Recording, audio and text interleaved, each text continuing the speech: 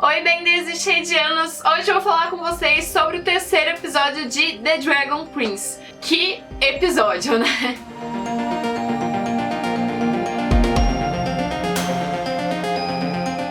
O episódio começa com um rei Harrow pronto pra morrer e os guardas prontos pra ver isso acontecendo. Não sei vocês, mas me lembrou muito o momento em que a Cersei prepara o grande plano dela no final da sexta temporada de Game of Thrones.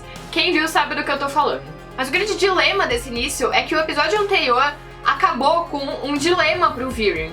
Estaria ele disposto a trocar de corpo com o rei? Então quando o episódio começa a gente não sabe se eles trocaram de corpo ou não, mas logo depois a gente descobre que não, e aí a gente entra meio que num conflito interno do Viren sobre qual é a coisa certa a se fazer. Com isso, nós descobrimos mais sobre o passado dos dois e como eles eram próximos. O Viren aparenta então ter decidido dar a vida pelo rei, mas antes que ele pudesse falar o plano dele, eles acabam brigando. Então afinal, ele conseguiu ou não? Porque assim, ficou bem claro que esse era o plano do rei, mas ele não chegou a dizer isso. Então a gente não sabe se concretizou. Ao mesmo tempo que a gente tem coisas que indicam que sim, como o fato do rei não falar mais nada depois daquela sala, depois que o Viren sai, e o fato do Viren dizer pro Callum que talvez o rei já soubesse sobre o ovo, a gente tem coisas que indicam que não, como por exemplo o fato do Viren usar magia negra no Callum logo depois que ele sai da sala, sendo que o rei condenava a magia negra.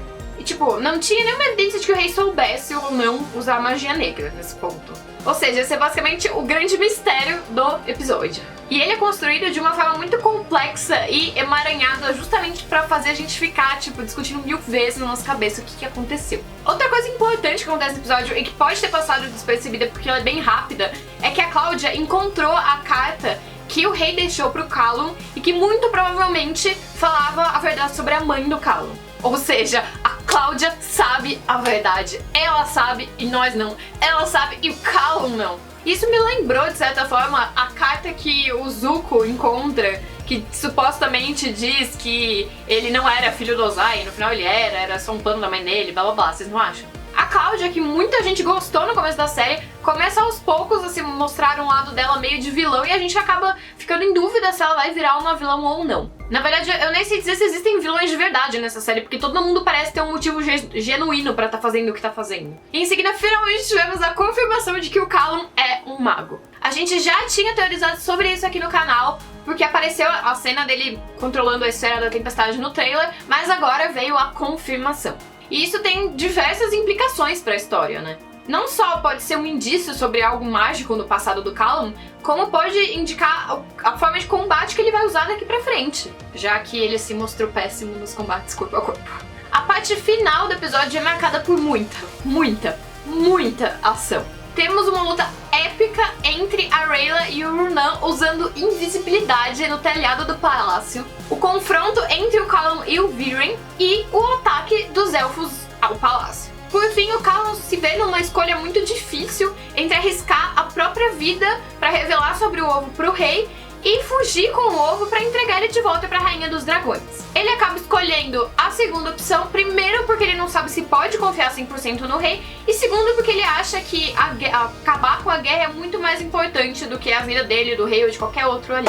Mas mesmo assim ele fica se odiando internamente por ter abandonado o padrasto dele ali. Depois disso, os três protagonistas partem em uma missão para devolver o ovo para a Rainha dos Dragões, e o Runan, ele é visto saindo do quarto do rei bem machucado, mas ele dispara a flecha que diz que o rei morreu.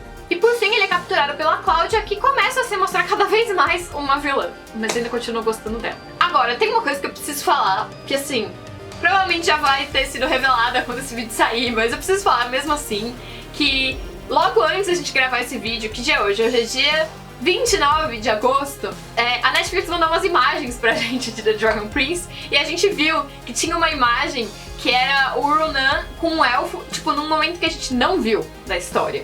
E aí a gente ficou assim, nossa, o Runan vai fugir. E aí, clim, mano, teoria, né, porque eu sou a louca das teorias. Cara, aí eu pensei assim, meu Deus, eu já sei o que vai acontecer. A Cláudia vai usar a cobra pra trocar alguém de lugar com o Runan e se infiltrar nos elfos. Gente, mano, nossa, eu acho que se eles não fizerem isso, eu vou ficar meio decepcionada. Mas se fizerem, saibam que eu estava certa desde o dia 29 de agosto, tá? Tá bom? A primeira pessoa a acertar a teoria de Dragon Prince aqui fui eu. Se eu estiver errada, a gente só ignora e finge que nunca aconteceu. E guarda essa ideia pra escrever uma história no futuro. Esse foi, sem dúvida, o episódio com mais ação até agora e o que mais abriu espaço pra teorias. Mas a verdade é que foi meio difícil analisar os 3 primeiros episódios separados. Eles são, tipo, muito amarradinhos, parece, tipo, quase um filme de 1 hora. E é como se eles funcionassem como uma prequel pro que tá pra vir, sabe? Eu não sei se vocês tiveram essa mesma sensação. Eles mostram a que a série veio, nos contextualizam no mundo da história e nos preparam pro que tá por vir. Amanhã tem vídeo da Cibele falando sobre o início da jornada dos 3 protagonistas e confirmando ou derrubando a teoria que eu acabei de falar aqui. Eu espero, né? Porque vai que eles nem revelam isso no episódio 4. Enquanto isso, não esqueçam de assinar a nossa petição pra trazer os criadores de The Dragon Prince pra Comic Con Experience. O link vai estar aqui na descrição. E de usar a nossa hashtag TDP na CCXP em todos os seus posts nas redes sociais. Se você gostou, deixa o seu like, segue o canal e volta amanhã pra próxima review. A gente se vê depois de amanhã no próximo vídeo.